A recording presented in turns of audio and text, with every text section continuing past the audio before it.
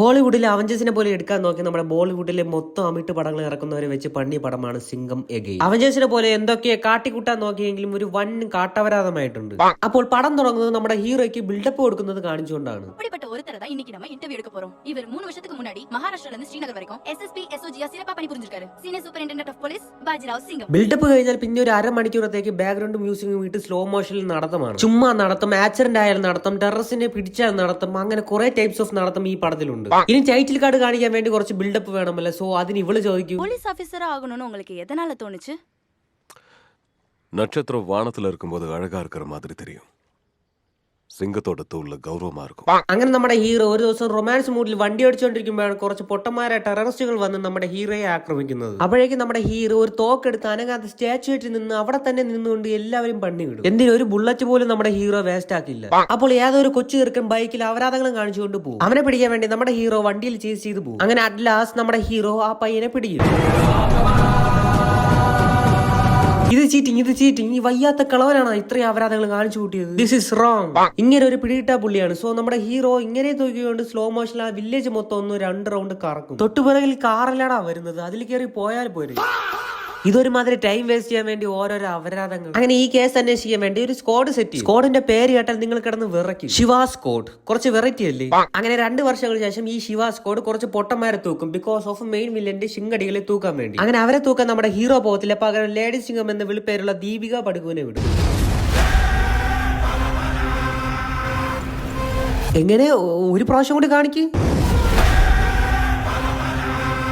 എന്താ ഇവരുടെ കാലിൽ ആരെങ്കിലും ചങ്ങല ഇട്ടിരിക്കുവാണോ? നിന്ന സ്ഥലത്ത് തന്നെ നിന്നുകൊണ്ട് ഓടുന്നു. ഓക്കെ, ഒരു ക്യൂട്ട്നെസ് ചെക്കിന് ഈ സ്പോട്ടഡ്. അത് വണ്ടിയിലട പുറകിൽ കൂടെ പോണത്. അങ്ങനെ നമ്മുടെ ലേഡി സിംഗം കുറച്ച് ക്യൂട്ട്നെസ് സ്ലോ മോഷൻ ഒക്കെ കാണിച്ച് അവരെ തൂക്കിക്കൊണ്ട് പോയി പോലീസ് സ്റ്റേഷനിൽ ഇടും. അവഞ്ചേഴ്സിന്റെ 144p ആയതുകൊണ്ട് താനോസ് 144p വേണമല്ലോ. സോ അങ്ങനത്തെ ഒരു മ്യാരക വില്ലന്റെ എൻട്രിയാണ് നിങ്ങൾ കാണാൻ പോകുന്നത്.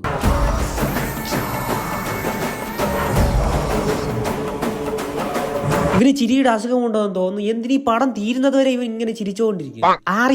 അവന്റെ ഡ്രസ്സിൽ തീയല്ലേ? അതും ഓക്കെ, തീയൊന്നും താനോസിന്റെ ഒരു പ്രശ്നമില്ല. അങ്ങനെ ഇവൻ വന്ന് കുറച്ച് മ്യാരക വില്ലനെന്ന് തെളിയിക്കാൻ വേണ്ടി ഒരു പോലീസിന്റെ കഴുത്തിന് അങ്ങ് അറുത്തു മാറ്റും. എന്നിട്ട് മറ്റവന്മാരെയും കൊണ്ട് സ്ഥലം കാലിയാക്കും. അങ്ങനെ അടുത്ത ദിവസം നമ്മുടെ ഹീറോയുടെ ഭാര്യ വീഡിയോ എടുക്കാൻ വേണ്ടി രാമേശ്വരത്തേക്ക് വന്നതും നമ്മുടെ ഈ മ്യാരക വില്ലൻ താനോസ് ഇവളെ തട്ടിക്കൊണ്ട് പോകും. അങ്ങനെ എങ്ങനെയൊക്കെ ഇവള് രക്ഷപ്പെട്ട് യാതൊരു കാട്ടിലെത്തും. അപ്പോഴേക്കും കാട്ടിന്റെ അകത്ത് നിന്നും യൂണിഫോം ഇട്ടുകൊണ്ട് നമ്മുടെ ടൈഗർ അണ്ണൻ വരും. ഇവന് കാട്ടിൽ എന്താണ് പണി? ഒന്ന് പിടിക്കാൻ വന്നതാ. പിന്നെ അറിയാമല്ലോ, ടൈഗർ അണ്ണന്റെ ചാടി ചവിട്ടുകൾ, വെറൈറ്റി അടികൾ എല്ലാം കൊണ്ടും കുറച്ചു നേരം നമ്മൾ അങ്ങ് വെറുപ്പിക്കും. അങ്ങനെ അവളെയും കൊണ്ട് നമ്മുടെ ടൈഗർ അണ്ണന്റെ വീട്ടിലേക്ക് പോയി സുഖവിശേഷങ്ങൾ പറഞ്ഞുകൊണ്ടിരിക്കുമ്പോഴേക്കും നമ്മുടെ മ്യാരക വില്ലൻ ചിരിച്ചോണ്ട് അവിടെ എത്തും. പിന്നെ വീണ്ടും ഒരു 1/2 മണിക്കൂർ നമ്മുടെ ടൈഗർ അണ്ണന്റെ വെറുപ്പിക്കൽ ഫൈറ്റ്. ഇതൊന്നും നോക്കാതെ മ്യാരക വില്ലൻ സിമ്പിൾ ആയിട്ട് അവളെയും കൊണ്ടുപോകും. പോയി ഒരു 5 മിനിറ്റ് ആയതേക്ക് നമ്മുടെ ഹീറോ വന്ന് മാസ് കാണിക്കാൻ തുടങ്ങും. ലേറ്റായിട്ട് വന്നിട്ട് മാസ് കാണിക്കുന്ന ഹീറോ അത് നീ താണ്ട. അങ്ങനെ അവളെ രക്ഷിക്കാൻ നമ്മുടെ ഹീറോയും സ്കിബിഡിയും കൂടെ പോകും. ഇനി നിങ്ങൾ കാണാൻ പോകുന്നത് അവഞ്ചേഴ്സ് 144p ആണ്. മഹാശക്തി വരും.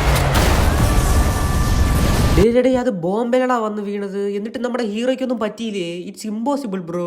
അങ്ങനെ ആ ബോംബ് ആര് വിട്ടതെന്ന് നോക്കിയപ്പോഴാണ് ക്യാമിയ പണ്ണാൻ വേണ്ടി നമ്മുടെ അക്ഷയ് അണ്ണൻ വന്നതും, അതും ഹെലികോപ്റ്ററിൽ.